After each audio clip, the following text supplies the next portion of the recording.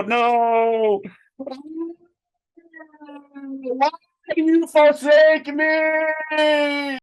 Hey, it's Future Ange here, and let me explain to you why I'm in hell. So I planned this trip, go to Las Vegas to try out my dream bike, and the fact that it's my dream bike is based on very shoddy, little information other than the way the bike looks. But I've mentioned it in past episodes that I'm really interested in the Moto Guzzi V85. Las Vegas was the only place I could find to rent one.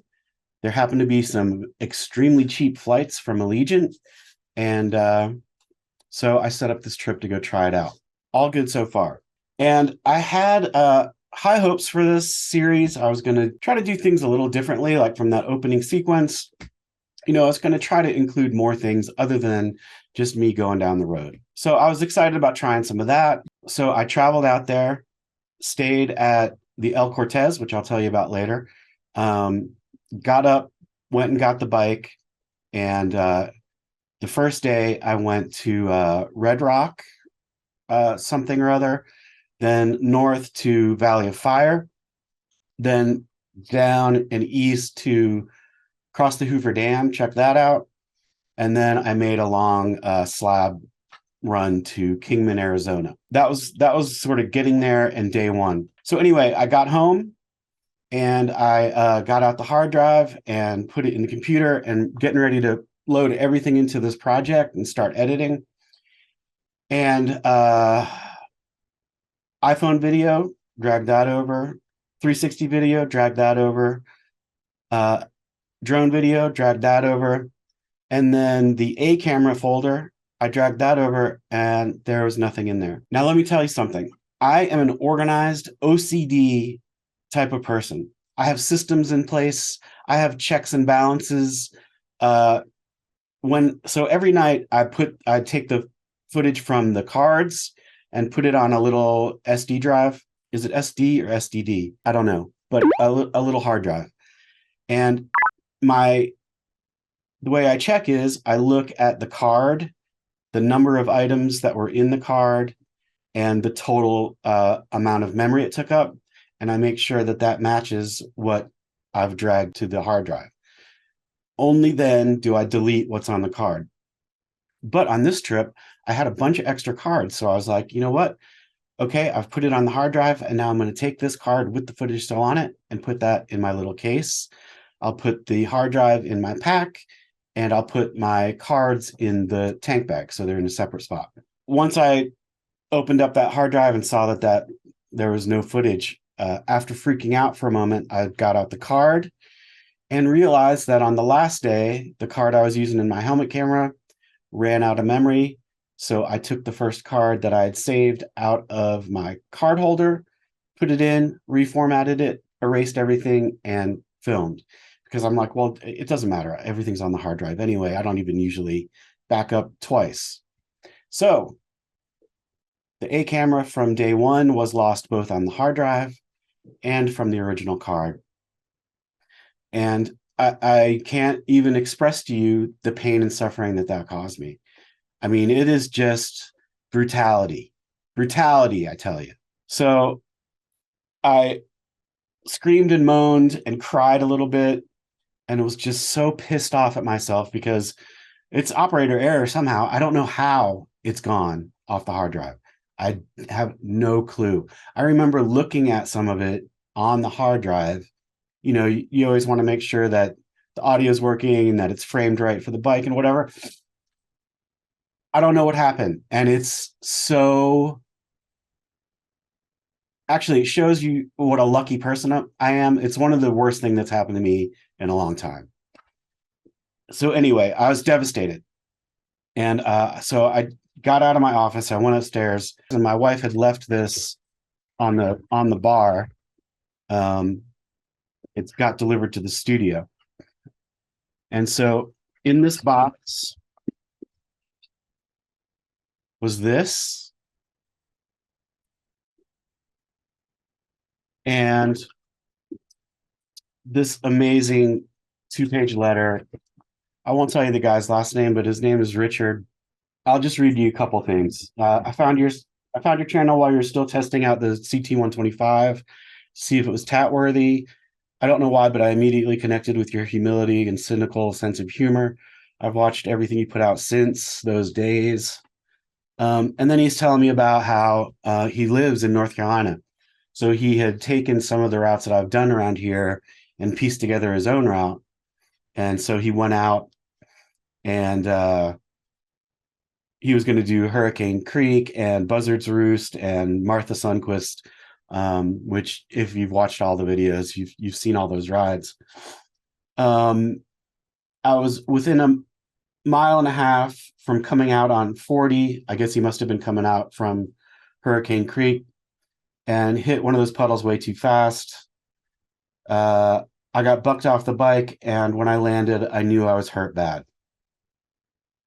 So when I first started reading the letter, I was like so psyched that someone enjoyed the videos or whatever. But now I'm feeling, oh shit, it's my fault that this guy got hurt. And so now I'm depressed again. Anyway, he tells me about his riding history and all this stuff. But it turns out he went to the hospital for 3 days. So he was in the hospital with this. And so he's talking about how, this event really, it caused him to just become completely turned off by motorcycle riding. He didn't watch any of my videos. He didn't watch any of his other motorcycle people videos like Itchy Boots. He just was done, and I totally get that. Honestly, not quite as bad, but when that footage was gone, I'm like, I'm done with this. I can't take it. And he was feeling the same way, but for a much better reason. Anyway, eventually, after he started to recuperate a little bit, he started watching the videos again, and he came across one of the ones where I was talking about the funnel of life and how the universe is a malevolent bitch. And he says, I saw how important those moments alone with yourself out in the woods with your ass calling really are. 6 weeks later, still wearing my turtle shell, which I guess is the cast or whatever was helping him recover. I pushed the death machine out of the garage and took off to Hurricane Creek. So he's back on the bike, and I guess he's recovered, hopefully. He talks about how awesome it was to be back out there. You are truly talented, extremely funny, and I just connect with how you see things. He didn't actually write that. I just threw that in. But I'd like to offer you a drink. You helped me tremendously, and I appreciate you for it. Oh, man. How nice is that? I mean, and to get that right after my really shit event happened was just so nice. So Richard, you are the man. Your timing was impeccable. It's so cool that happened right after my shit went down, and that will come in handy. So man, thank you for that. I really appreciate it.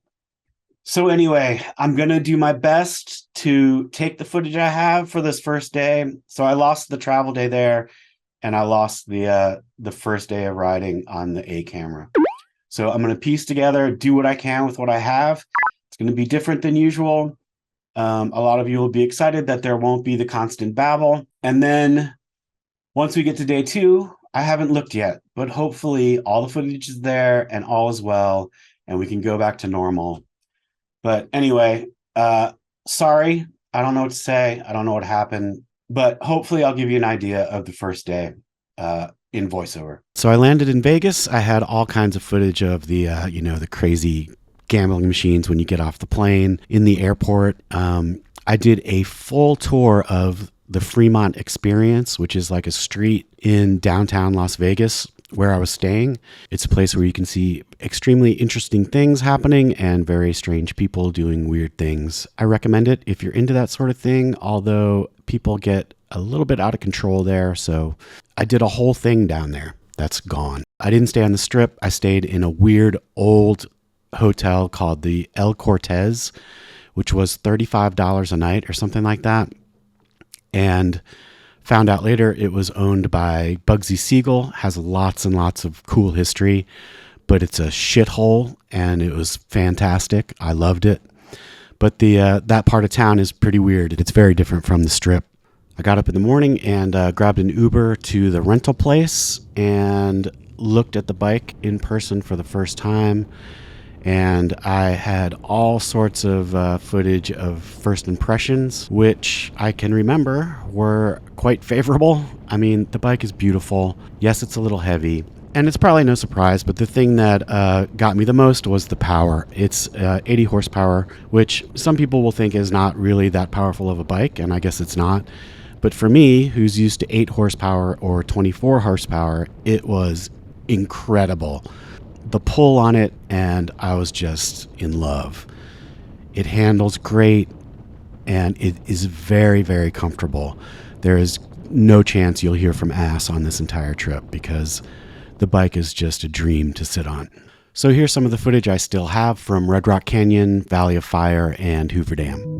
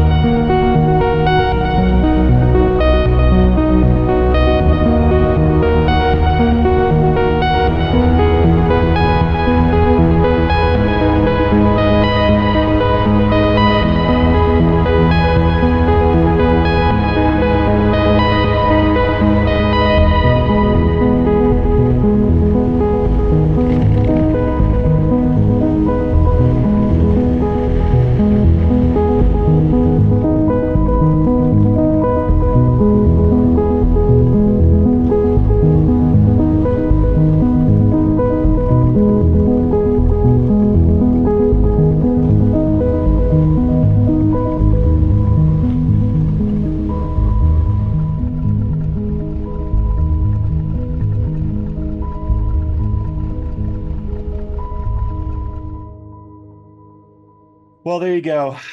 I don't know what to say. I'm so depressed that I lost that footage. So much other stuff happened.